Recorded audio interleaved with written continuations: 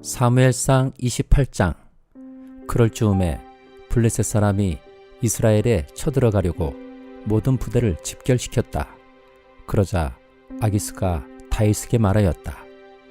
귀관이 나와 함께 출정하여 한다는 것을 알고 있을 줄 아오. 귀관은 부하들을 거느리고 직접 출정하시오. 다윗이 아기스에게 대답하였다. 그렇게 하겠습니다. 이 종이 무엇을 할 수 있는지 임금님이 아시게 될 것입니다.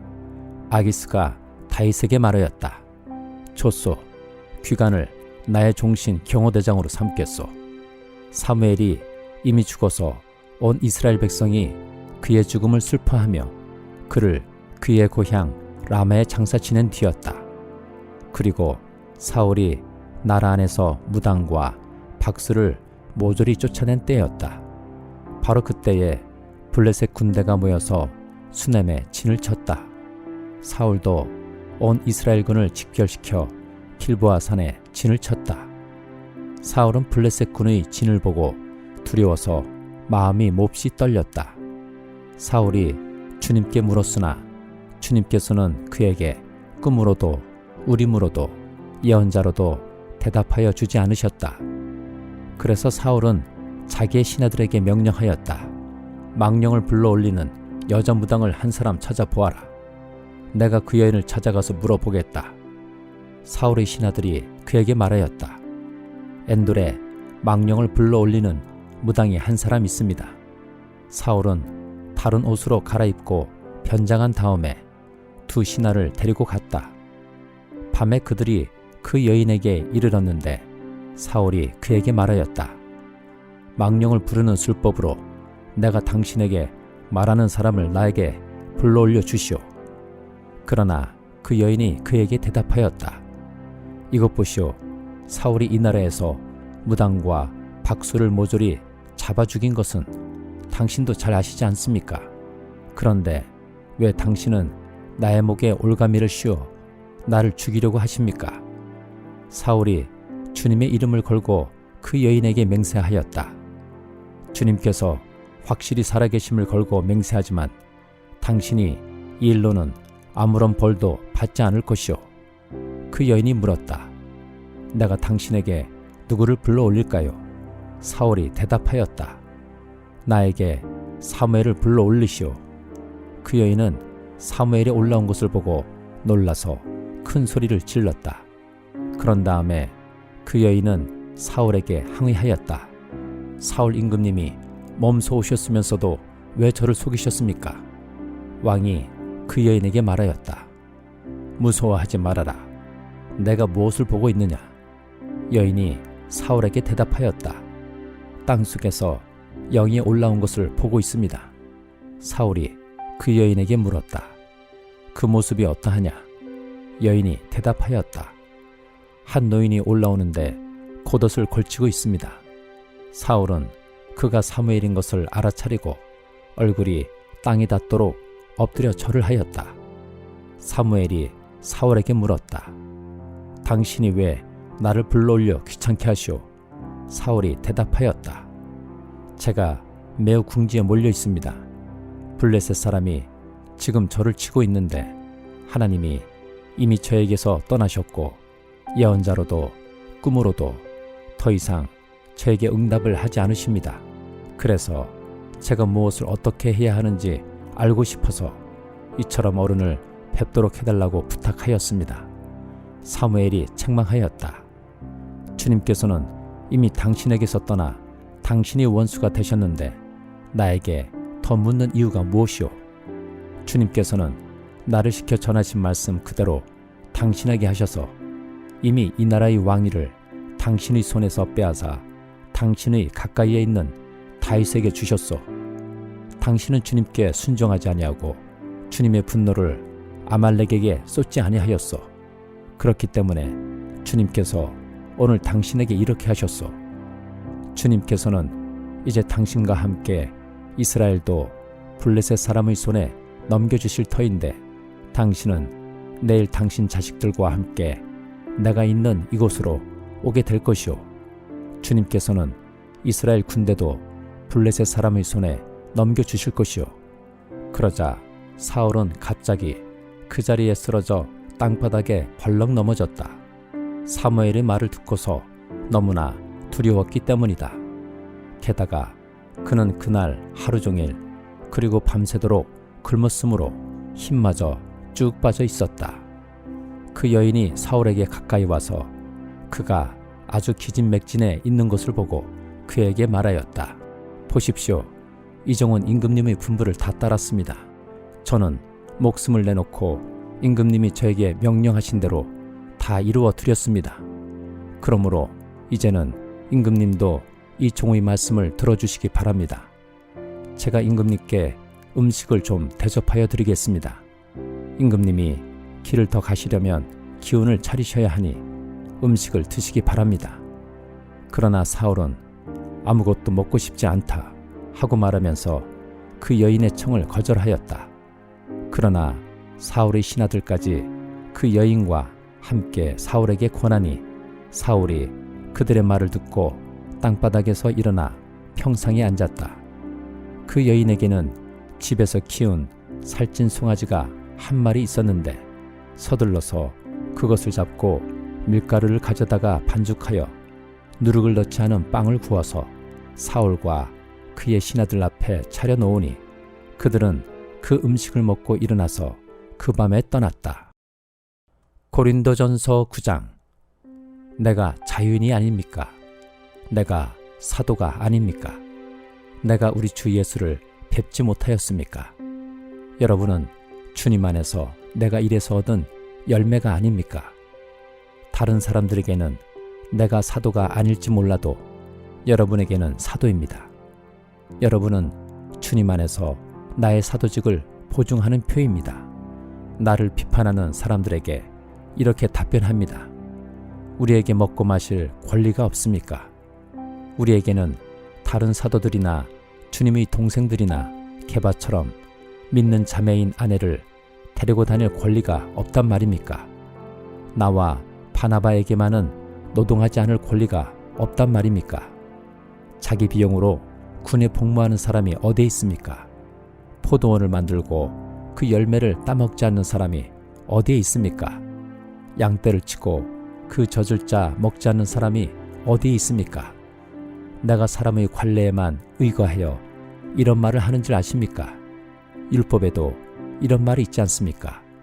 모세 율법에 기록하기를 타작 일을 하는 소에게 망을 씌우지 말아라 하였습니다. 하나님께서 소를 걱정하신 것입니까?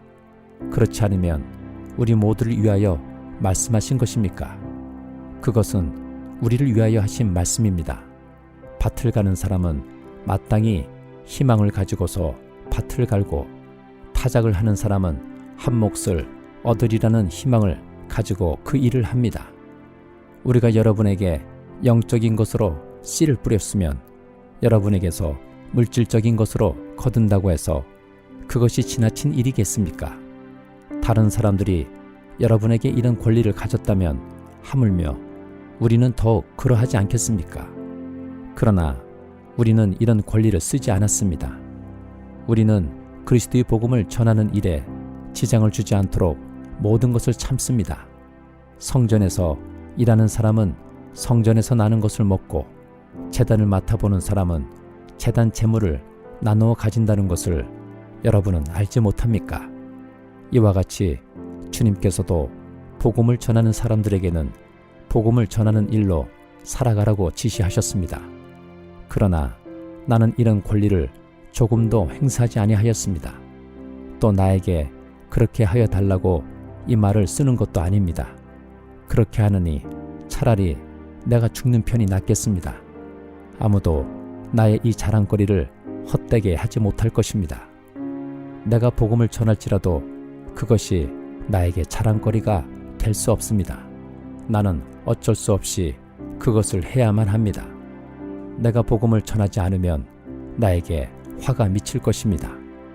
내가 자진해서 이 일을 하면 삭슬 받을 것입니다. 그러나 내가 마지못해서 하면 직무를 따라 한 것입니다.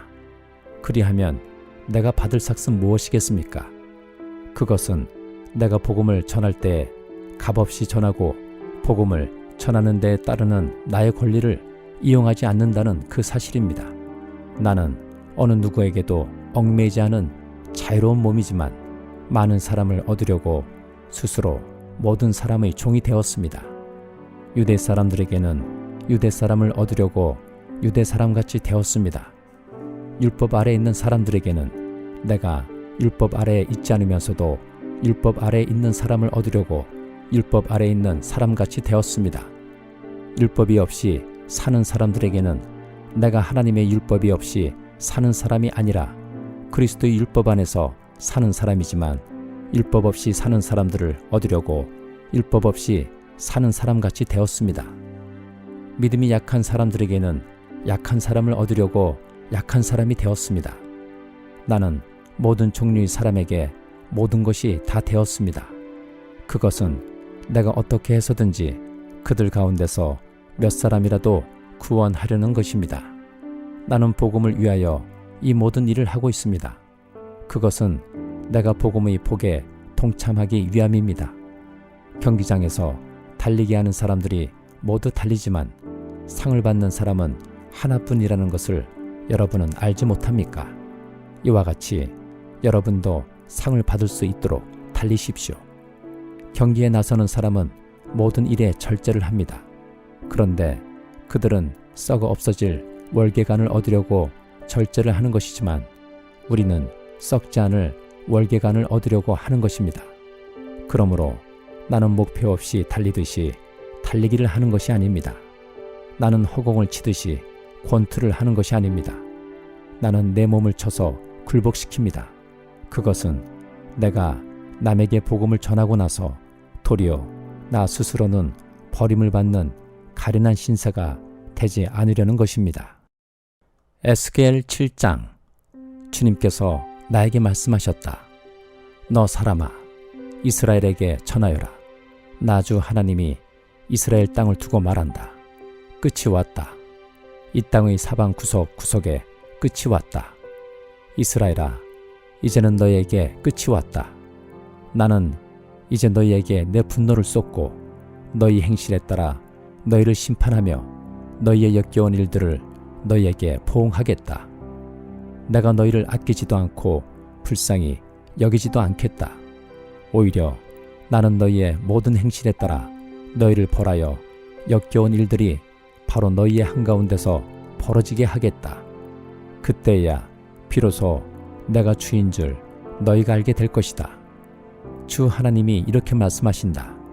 재앙이다. 너희가 들어보지 못한 재앙이다. 이미 다가왔다. 끝이 왔다. 너희를 덮치려고 일어났다. 이미 다가왔다. 이 땅에 사는 사람들아, 정해진 멸망이 너희에게 들이닥쳤다. 그 시각이 왔고 그날이 다가왔다. 산에서 즐겁게 환호하지 못할 당황할 날이 가까이 왔다. 나는 이제 너희에게 내 분노를, 나의 분을 너희에게 쏟아서 너희 행실에 따라 너희를 심판하며 너희의 역겨운 일들을 너희에게 갚아주겠다. 내가 너희를 아끼지도 않고 불쌍히 여기지도 않겠다. 오히려 나는 너희의 모든 행실에 따라 너희를 벌하여 역겨운 일들이 바로 너희의 한가운데서 벌어지게 하겠다. 그때야 비로소 주가 이렇게 치는 것임을 너희가 알게 될 것이다. 그날이다. 보아라, 들이닥쳤다. 정해진 멸망이 시작되었다. 매질할 몽둥이가 꽃을 피우고 교만을 꺾을 채찍이 싹 터나왔다. 폭력이 일어나서 죄악을 징벌하는 몽둥이가 되었다. 이 백성 가운데서 한 사람도 남지 않고 이 백성의 무리들 가운데서도 더 이상 남을 사람이 없고 그들이 재물이나 그들이 가진 것들 가운데서 눈에 띌 만한 것도 하나도 남아있지 않을 것이다.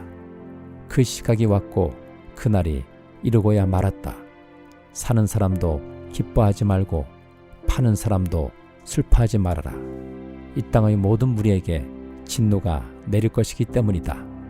판 사람이 아직 살아있다 하여도 팔린 것을 되찾으려고 돌아갈 수가 없을 것이니 이 땅의 모든 무리에게 보여준 묵시는 돌이킬 수가 없기 때문이다. 죄를 짓고서는 어느 누구도 자기 목숨을 굳게 부지할 수가 없다. 그들이 나팔을 불고 모든 장비를 갖춘다 하여도 전쟁에 나갈 사람이 아무도 없는 것은 내 진노가 이 땅의 모든 무리에게 미쳤기 때문이다. 거리에는 전쟁이 있고 집안에는 전염병과 기근이 있다. 들녘에 있는 사람은 칼에 찔려 죽고 성읍 안에 있는 사람은 기근과 전염병으로 죽는다.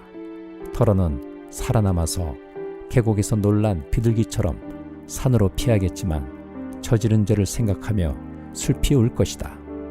사람들은 모두 손에 맥이 풀리고 무릎을 떨 것이다. 굵은 베옷을 입고 두려워서 온몸을 떨 것이다. 모든 얼굴에는 부끄러움이 가득할 것이요 모든 머리는 대머리가 될 것이다. 그들은 은을 길거리에 내던질 것이며 금을 오물 보듯 할 것이다. 내가 진노하는 날에 은과 금이 그들을 건져줄 수 없을 것이다. 은과 금이 그들의 마음을 흡족하게 못하고 허기진 배를 채워주지 못할 것이다. 오히려 은과 금은 그들을 걸어서 넘어뜨려 죄를 짓게 하였을 뿐이다. 그들이 자랑하던 아름다운 보석으로 역겹고도 보기 싫은 우상들을 만들었으므로 내가 보석을 오물이 되게 하겠다. 또 내가 그 보석을 외국 사람에게 넘겨주어 약탈하게 하고 세상의 악인들에게 넘겨주어 약탈하고 더럽히게 하겠다. 내가 간섭하지 않을 것이니 외국 사람들이 나의 은밀한 성소를 더럽히고 도둑들이 그곳에 들어가서 약탈할 것이다.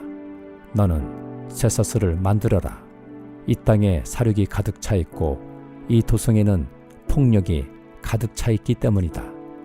나는 세상에서 가장 악한 이방 사람들을 데려다가 그들의 집들을 차지하게 하겠다. 강한 사람들의 교만을 꺾고 그들의 성소들이 모두 더럽혀지게 하겠다. 파멸이 이미 이르렀다. 그들이 평안을 찾지만 전혀 없을 것이다. 재앙에 재앙이 겹치고 불길한 기별이 꼬리를 물 것이다. 그때에는 사람들이 예언자에게 묵시를 구하여도 얻지 못할 것이며 제사장에게는 가르쳐줄 율법이 없어질 것이고 장로들에게서는 지혜가 사라질 것이다. 왕은 통곡하고 지도자들은 절망에 빠지고 이 땅의 백성은 무서워서 벌벌 떨 것이다. 내가 그들의 행실대로 그들에게 갚아주고 그들이 심판받아야 하는 그대로 그들을 심판하겠다. 그때에야 그들이 비로소 내가 주인 줄 알게 될 것이다. 시편 45장. 마음이 흥겨워서 울프니 노래 한가락이라네. 내가 왕께 드리는 노래를 지어 바치려네. 나의 혀는 글솜씨가 뛰어난 서기관의 붓국과 같다네. 사람이 낳은 아들 가운데서 임금님은 가장 아름다운 분. 하나님께서 임금님에게 영원한 복을 주셨으니 임금님의 입술에서는 은혜가 쏟아집니다. 용사이신 임금님, 칼을 허리에 차고 임금님의 위엄과 영광을 보여주십시오. 진리를 위하여, 정의를 위하여 전체에 오르시고 영광스러운 승리를 거두어 주십시오. 임금님의 오른손이 무섭게 위세를 떨칠 것입니다. 임금님의 화살이 날카로워서 원수들의 심장을 꿰뚫으니 만민이 임금님의 발 아래에 쓰러집니다. 오 하나님, 하나님의 보좌는 영원 무궁토록 경고할 것입니다. 주님의 통치는 정의의 통치입니다. 임금님은 정의를 사랑하고 악을 미워하시니 그러므로 하나님, 곧 임금님의 하나님께서 기름 부어 주셨습니다. 임금님의 벗들을 제치시고 임금님께 기쁨의 기름을 부어 주셨습니다. 임금님이 입은 모든 옷에서는 모략과 침향과 육개 향기가 풍겨나고 상하궁에서 들리는 현악기 소리가 임금님을 흥겹게 합니다. 임금님이 존귀 여기는 여인들 가운데는 여러 왕의 딸들이 있고 임금님의 오른쪽에 서 있는 왕후는 오빌의 금으로 단장하였습니다. 왕후님, 듣고 생각하고 귀를 기울이십시오. 왕후님의 결례와 아버지의 집을 잊으십시오. 그리하면 임금님께서 그대의 아름다움에 사로잡힐 것입니다. 임금님이 그대의 주인이시니 그대는 임금님을 높이십시오. 트로이 사신들이 선물을 가져오고 가장 부유한 백성들이 그대의 총애를 구합니다. 왕후님은 금실로 수놓은 옷을 입고 궁중궁궐에서 온갖 영화를 누리니 오색 찬란한 옷을 차려입고 임금님을 뵈러 갈 때에 그 뒤엔 들러리로 따르는 처녀들이 줄을 지을 것이다. 그들이 기뻐하고 즐거워하면서 안내를 받아 왕궁으로 들어갈 것이다. 임금님의 아드님들은 조상의 뒤를 이을 것입니다. 임금님께서는 그들을 온 세상의 통치자들이 되게 하실 것입니다.